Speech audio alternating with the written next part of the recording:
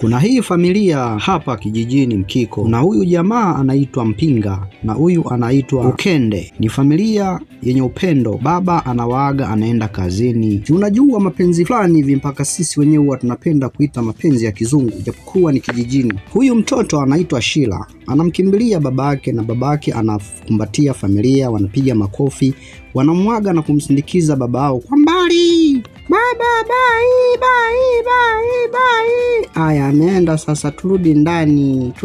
Njoo huku, twende huku. Kakae huku kwenye kimvuli cha mti, ni kizuri, kuna hewa. Halo, umeendeleaje huko? Ulifika salama kweli?